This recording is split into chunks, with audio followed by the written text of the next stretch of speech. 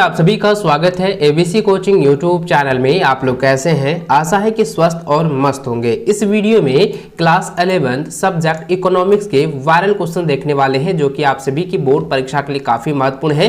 तो एग्जाम से पहले इन सभी क्वेश्चन को आप अच्छे से रिविजन जरूर कर लीजिएगा, हो सके तो इसको रख लीजिएगा। और बच्चों, आप सभी से रिक्वेस्ट है कि चैनल पर पहली बार आए, चैनल को सब्सक्राइब करने के साथ बेल आइकन को प्रेस जरूर कर लेंगे और वीडियो को लाइक अपने सभी दोस्तों के साथ शेयर जरूर करेंगे। चलिए बच्चों, क्वेश्चन की ओर चलते हैं।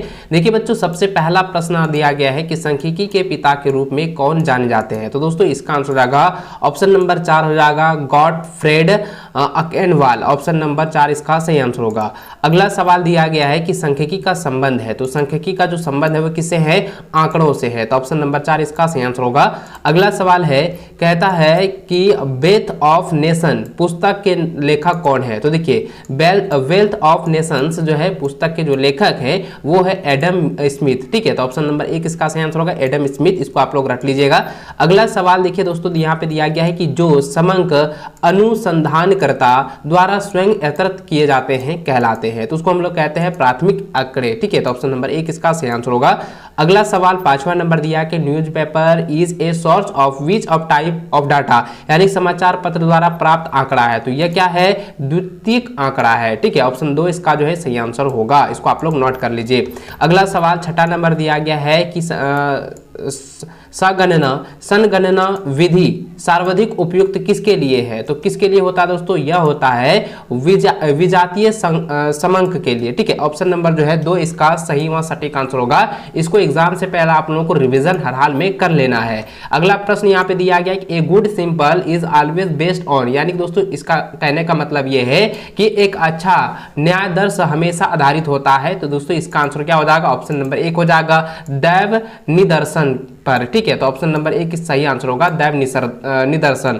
अगला सवाल यहाँ पे दिया गया है 8वां नंबर की आंकड़ों का चित्रमय प्रदर्शन कहलाता है। तो इसका आंसर हो जाएगा प्रस्तुतिकरण। ऑप्शन 1 इसका सही आंसर होगा। अगला सवाल 9 नंबर दिया गया है according to tally bar which symbol indicated frequency of 8, यानी कहता है कि निम्नलिखित में से कौन सा जो है टैली जो है चिन्ह आवृत्ति 8 को दर्शाता है। तो आवृत्ति 8 को दर्शाता कौन है? तो देखिए 1 2 3 4 5 और 5 3 8। तो ये ऑप्शन नंबर जो 1 इसका सही व सटीक आंसर होगा। इसको आप एग्जाम से पहले अच्छे से रिवीजन कर लीजिएगा, एगो एग्जाम में पूछा जाएगा। ठीक है, चलिए आगे बढ़ते। अगला सवाल दिया गया है कि consensus is calculated in India, यानी कि भारत की जनगणना होती है। तो भारत की जनगणना जो है प्रत्येक जो है गत वर्षों में 10 मतलब जो है लगातार जो है 10 वर्षों के अंतराल में होता है। तो ऑप्शन नंबर जो है 2 इसका सही व सटीक आंसर होगा।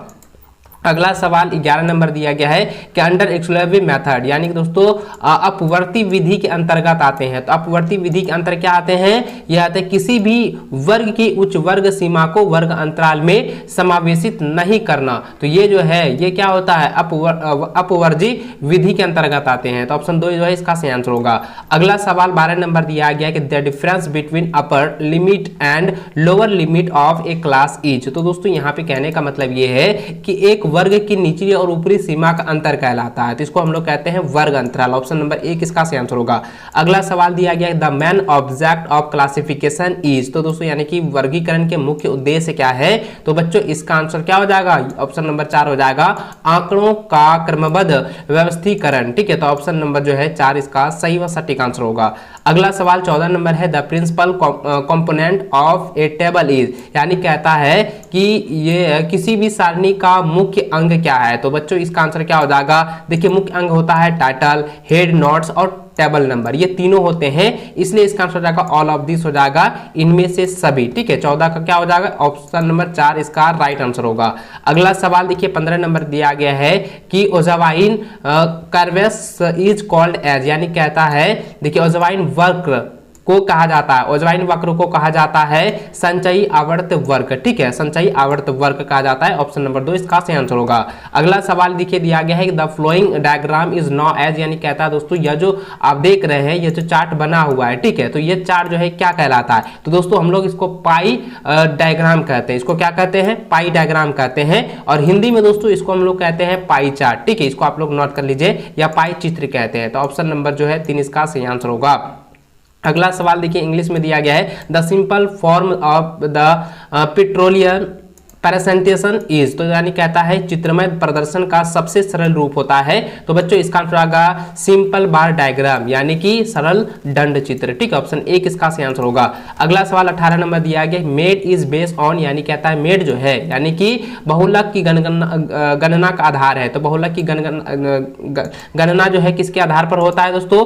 हिस्टोग्राम के आधार पर। ठीक है, तो ऑप्शन नंबर जो है 1 इसका सही आंसर होगा। हिंदी में इसका आंसर देखिए तो आवर्त आयत के चित्र में, ठीक है, आवर्ती आयत के चित्र में जो है इसकी गणना का आधार है। तो ऑप्शन नंबर 1 इसका सही आंसर होगा। अगला सवाल देखिए यहाँ पे दिया गया है कि आयत चित्र है, ठीक है, तो यानी कि हिस्टोग्राम इज ए, तो इसका आंसर क्या आ जाएगा? 2 डायमेंशियल फिंगर्स। ठीक है, तो ऑप्शन नंबर जो है 2 इसका सही आंसर होगा, यानी कि द्विविमीय आरेख होता है। ऑप्शन 2 इसका सही आंसर होगा।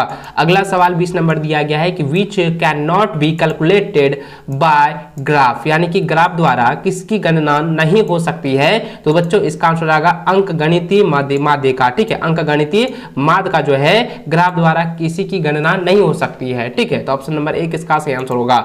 अगला सवाल 21 नंबर दिया गया है कि during British proud period Indian economy was, यानी कहता है कि ब्रिटिश काल में भारतीय अर्थव्यवस्था थी। तो बच्चों इसका आंसर क्या हो जाएगा? इनमें से सभी थी। ठीक है, ऑल ऑफ दिस हो जाएगा। ऑप्शन नंबर 4 इसका सही आंसर होगा। अगला प्रश्न 22 नंबर दिया गया है, यहाँ पे देखिए क्या दिया है कि after independence which economic system was adapted in India, यानी कि स्वतंत्रता के पश्चात भारत की किस आर्थिक प्रणाली या प्रणाली को अपनाया गया? तो बच्चों इसका आंसर हो जाएगा मिक्सड। ठीक है, मिक्सड हो जाएगा, तो यानी कि मिश्रित जो है प्रणाली को अपनाया गया था। ऑप्शन नंबर 3 इसका सही आंसर होगा। अगला सवाल 23 नंबर दिया गया कि इंडियंस फर्स्ट ऑफिशियल कैंसिल्स वाई अंडरटेकन इन, तो यानी कहता है कि दोस्तों कि भारत में प्रथम आधिकारिक जनगणना कब हुई थी? तो इसका आंसर आएगा 1951 ईस्वी। ठीक है, ऑप्शन नंबर जो है 4 इसका सही आंसर होगा। 1951 को जो है भारत में प्रथम आधिकारिक जनगणना हुई थी। ठीक है, इसको नोट कर लीजिए। अगला सवाल यहाँ पे दिया गया है कि ब्रिटिश भारत में कपड़ा उद्योग केंद्रित था। तो बच्चों इसका आंसर आएगा अहमदाबाद में। ऑप्शन नंबर 1 इसका सही आंसर होगा। इसको आप लोग नोट करके इसको अच्छे से रिवीजन जरूर कर लीजिएगा। अगला सवाल दिया गया है कि which of the following is a cash drop, यानी कि निम्न में से नगद फसल कौन है? तो बच्चों इसका आंसर आएगा कॉटन। ठीक है, यानी कि कपास जो है ये नगद फसल है। ऑप्शन नंबर 3 इसका सही आंसर होगा, कॉटन यानी कि कपास। अगला प्रश्न दिया गया है, जरा ध्यान देंगे, ये काफी बार एग्जाम में पूछा गया है। इसका क्वेश्चन जो है काफी पेचीदा है, लेकिन इसको आप लोग 100% जो है रट लेना है, याद कर लेना। देखिए यहाँ पे क्या लिखा है, महला नोबिस का औद्योगिक विकास मॉडल किस योजना में अपनाया गया?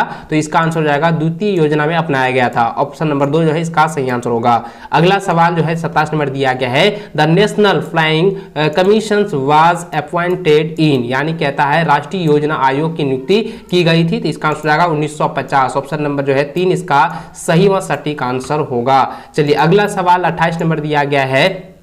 यहाँ पे देखिए दोस्तों क्या सवाल है कि वर्तमान में नीति आयोग के अध्यक्ष कौन है? तो वर्तमान में नीति आयोग के अध्यक्ष हैं श्री नरेंद्र मोदी। ठीक है, ऑप्शन नंबर 1 इसका सही आंसर होगा। अगला सवाल यहाँ पे दिया गया है कि देश की लगभग कितनी आबादी कृषि क्षेत्र से आजीविका प्राप्त करती है? तो बच्चों इसका आंसर आएगा लगभग जो है 3/4 भाग जो है देश की जो है कृषि क्षेत्र पर निर्भर करती है और आजीविका जो है प्राप्त करती है। ठीक है, इसको आप लोग नोट कर लीजिए। अगला सवाल 30 नंबर दिया गया कि हरित क्रांति की शुरुआत हुई थी। हरित क्रांति ग्रीन रेवोल्यूशन बिगैन इन, तो इसका आंसर हो जाएगा 1967। ठीक है, यानी 1966 और 67, यानी कि 1966 और 1967 में। ऑप्शन नंबर 3 इसका सही आंसर होगा। अगला सवाल 31 नंबर दिया गया है कि ग्रीन रेवोल्यूशन इंक्लूड, यानी कि हरित क्रांति में सम्मिलित है। तो दोस्तों इसका आंसर आएगा उन्नत बीज, कृषि यंत्रीकरण, रासायनिक उर्वरक, ये सभी सम्मिलित है। ऑप्शन 4 जो है इसका सही आंसर होगा। ऑप्शन 4 इसका